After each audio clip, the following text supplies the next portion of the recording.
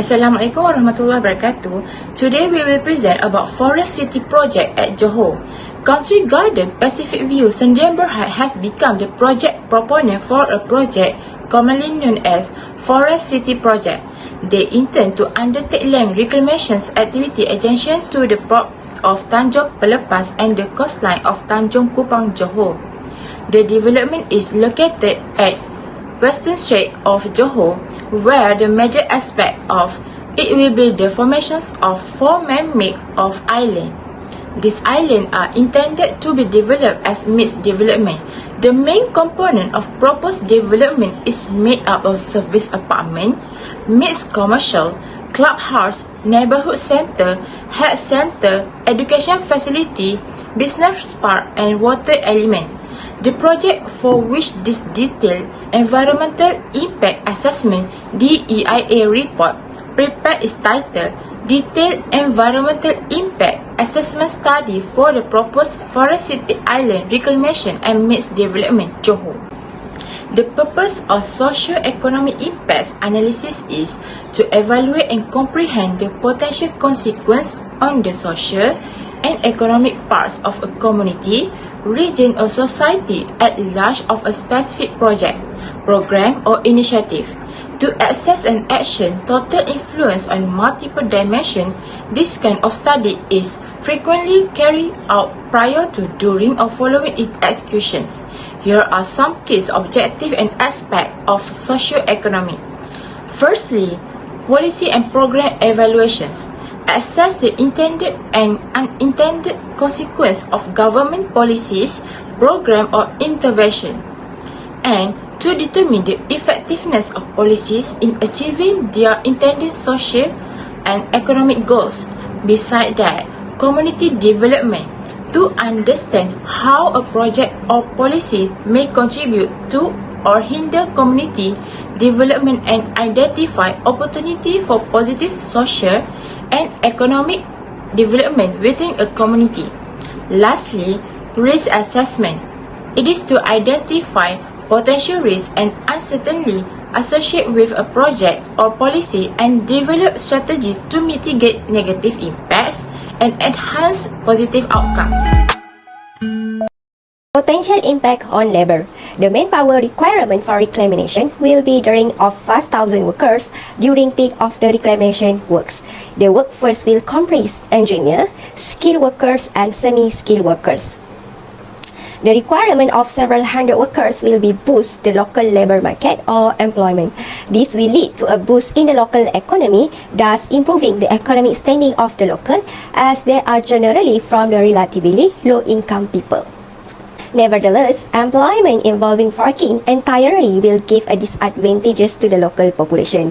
However, the 17% increase in employment opportunity for local residents as one of the advantages of the project is also used to support the project. This will again increase local and economic participation. So, the closet local residents should be given priority in contracting works as voiced in the document to get feedback on the proposed project during implementation of the study. For the mitigation measure, the boost in local employment will only be effective if a portion of the labor required is required from within the local area. Requirement of labor from among the local will be most beneficial if taken from employed source or new entrant to the labor market and not pinching from other employment. And 3. It should also be similarly applied to employing local contractor and subcontractor who should be given priority in the selection projects. Secondly is the potential impact on noise. The machinery and equipment deployed for the construction works may contribute to noise pollution. Additional land traffic and vehicular movement generated will increase the ambient noise level. For the mitigation measure, construction work should only be in full operation between 7 a.m. to 10 p.m. Minimal work should be done during the night and on public holiday. Vehicle movement should be kept to a minimum during night hours. Noise monitoring should be carried out regularly to ensure the noise level do not exceed the limit set by DOE, which are not more than 65 dBA during daytime and 55 dBA during nighttime. The plant, machinery and equipment used should also be fitted with the appropriate exhaust silencers and keep in good working condition. Noise measurement were carried out to measure and establish the existing background noise levels at the surrounding area along the proposed plants in order to establish the existing background noise levels at the affected residential and sensitive areas. Existing background noise levels measurements were performed according to the International Electrotechnical Commissioning (IEC) specification. The noise descriptor are LEC, L10 and L90. The level were monitored simultaneously for a duration of at least 15 minutes in dBA. In addition, the minimum and maximum noise levels, which defined the range of noise level data during the measurement undertaking, were also recorded in dBA. 7 locations were chosen as the noise sampling station, while the baseline noise results are tabulated in table. During the construction phase, potential impact may occur in livelihood. Even though the project establishment will present many economic prospects, it will also cause problems for the local fishermen, particularly by interfering with their business, harming the marine life nearby, and destroying their fishing equipment. The area of fishing ground will become smaller as a result of the newly constructed island. The result of this project polls repeatedly confirm this, as the local fishermen believe they will lose their job, in addition to being forced from their usual fishing grounds. So, for the mitigation measure, sweep curtain installation, the boundary of the reclamation activities and sandbox roads must be marked with a void mark, and also the compensation must be based on several factors such as claim journal cases, inconvenient experience, and duration effects. Also, they need to join agreement that be made to involve the local resident. Project assessment and local acceptability. Analysis of the data on respondent assessment of the project shows that there was split in opinion, with the project perceived to be more advantageous to the public but more disadvantageous to the fishermen. Nevertheless, more than 2/3 of the public agree to the implementation of the project. On the whole, more than half of the respondents agree to the implementation of the project, while 35% disagree and the remaining 6.7% was not sure.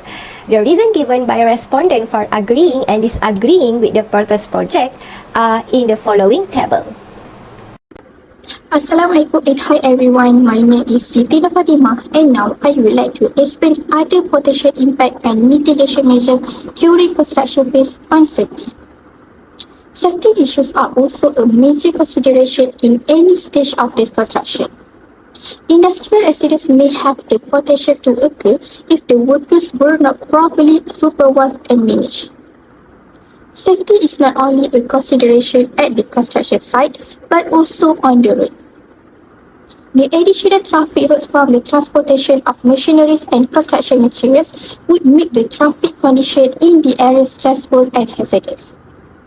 There are 4 mitigation measures for the impact, which are: safety first should always be stressed upon, transport operators should be more considerate and always observe safe driving, stress on the existing road system during the transportation of machineries and construction materials could be minimized if a proper traffic flow system is designed by the contractor to streamline the movement and transportation of materials to and from the construction site should be carried out during non-peak hours. Next, I will explain about potential impact on employment. At the peak of the development of the newly reclaimed land, a labour force of 5,000 is expected to be employed. Meanwhile, during the operational phase, an estimated 62,200 employment opportunities will be created. The impact on employment could be significant depending on the ratio of those labour recruited from the local area. The impact of the external labour would be different depending on the number moving or not moving into the locality and those who move with or without family. The mitigation measures are the proposed project should strive to have some local requirement ratio for it to be relevant in the development of the area. The next potential impact is on demography, housing and other services. The employees recruited from beyond daily commuting distance can be expected to move into the development area permanently during operation. Some of these employees will bring families into the area. Immigrant workers and their family will have several effects on the locality. They will result in an increase in the population of the area and possibly changing the age and sex structure of the nearby local population. They also will require accommodation or housing and place additional demands on a range of local service, including schools, health and recreational facility, police and emergency service.